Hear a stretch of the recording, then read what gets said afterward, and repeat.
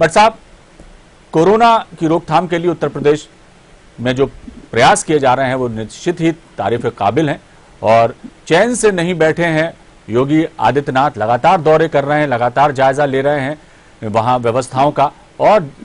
जो जो निर्देश वो दिए जा सकते हैं संबंधित अधिकारियों को दिए जा रहे हैं। क्या कहेंगे? अविनाश, निश्चित रूप से मुझे लगता है कि देश के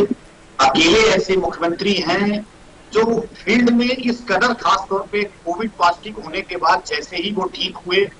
उसके बाद लगातार वो तमाम व्यवस्थाओं को देखने के लिए उत्तर प्रदेश के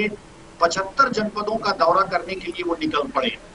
और आज उसी के क्रम में मिर्जापुर, बनारस और अभी थोड़ी देर पहले गोरखपुर में वो पहुंचे हैं जी। तो इस तरह से 3-3 जनपद जो है, 2-2 जनपद, 3-3 जनपद लगातार वहां कोविड कमांड सेंटर का निरीक्षण करना, उसके साथ साथ जो कोविड को लेकर जो व्यवस्थाएं हैं वो व्यवस्थाओं को देखना, उसके साथ साथ जो मंडल स्तर के अधिकारी हैं, जिले के अधिकारी हैं,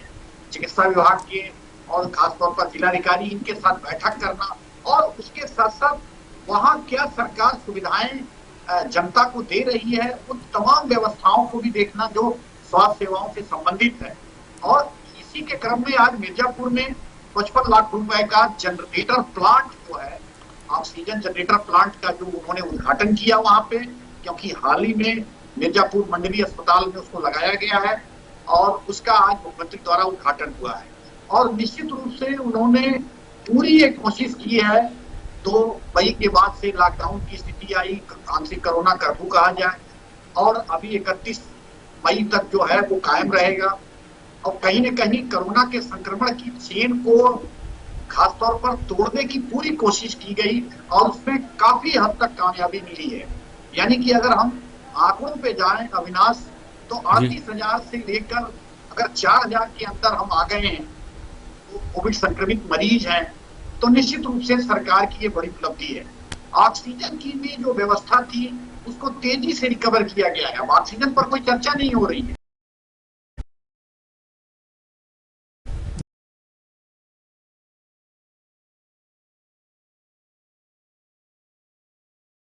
कहीं ऑक्सीजन, लेकिन लगातार बात किया है कि में जो कमियां हुई हैं ये बहुत ही अप्रत्याशित रहा। कुशल एक प्रबंधन रहा मुख्यमंत्री का टीम 9 के साथ, और उसके साथ साथ कहीं न कहीं व्यक्तिगत रूप से हर चीज की उन्होंने मॉनिटरिंग की है और अब फील्ड में है, तो जाहिर सी बात है कि इसके परिणाम सकारात्मक आने ही थे। वही कोई नहीं किसी के बारे में तारीफ करता है। सरकार की अगर कमियां रही हैं तो मैंने निश्चित रूप से हमेशा उन कमियों को भी उठाया, लेकिन अगर सरकार अच्छा काम कर रही है तो एक जिम्मेदार पत्रकार होने के नाते ये जरूर कहना चाहिए कि हाँ, सरकार अच्छा काम कर रही है, कि वो किसी दल और किसी पार्टी का नहीं है।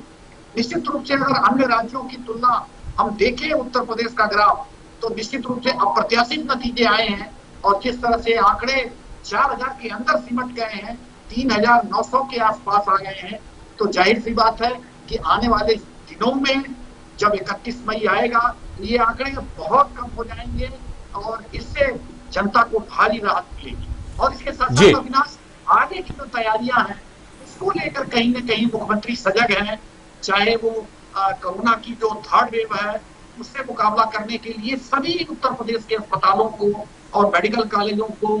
अतिरिक्त बेड से जो है कंप्लीट किया जा रहा है। उसमें स्वास्थ्य सेवाओं का इंफ्रास्ट्रक्चर लगाने की पूरी व्यवस्था की जा रही है और ये तमाम व्यवस्थाएं जो है खुद वो मॉनिटरिंग करने के लिए लगातार जनपदों में वो दौरे कर रहे हैं। भट्ट साहब, एक बात और भी है, एक ये नई पहल उन्होंने शुरू की और ये बहुत ही अच्छी पहल कही जाएगी कि अभिभावकों को, जो बच्चे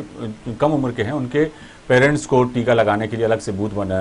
बनाने की व्यवस्था सरकार ने की है, ताकि जो बच्चों पर आशंका व्यक्त की जा रही है कि तीसरी लहर बच्चों के लिए नुकसानदेह हो सकती है, ऐसे में ज़रूरी है कि उनके अभिभावक जो है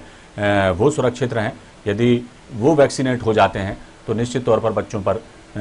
खतरा नहीं होगा। और यही वजह है कि उत्तर प्रदेश सरकार ने ये जो एक कहना चाहिए कि नई पहल की है, अभिभावकों के लिए बूथ बनाए जा रहे हैं। ये किस तरह से काम करेंगे और कितने बूथ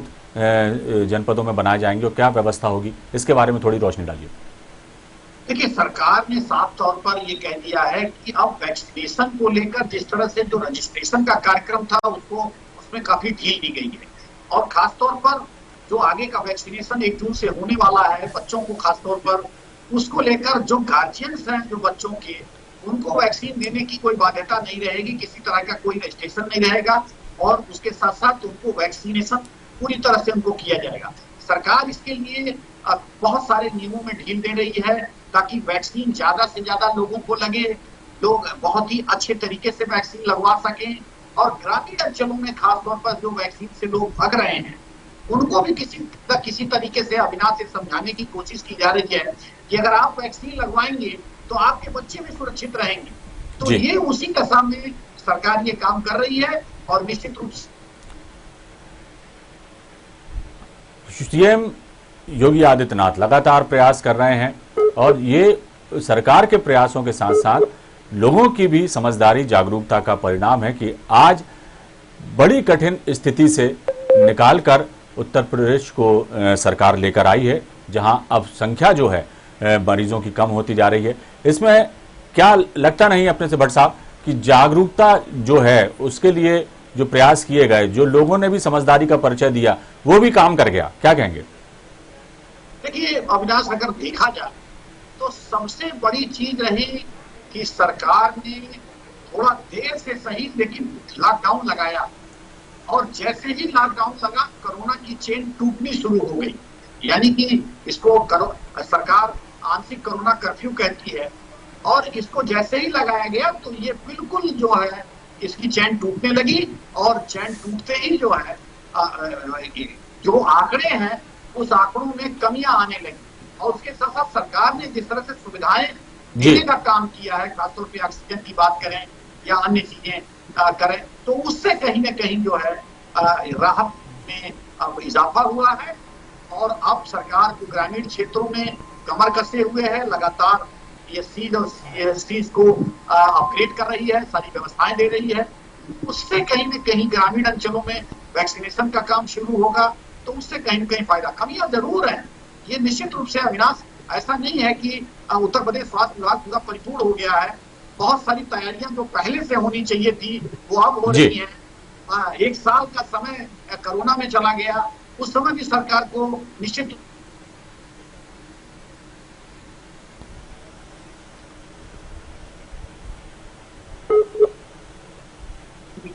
चीजें कहीं न कहीं कमजोर पड़ी और बहुत लोगों की जानें चली।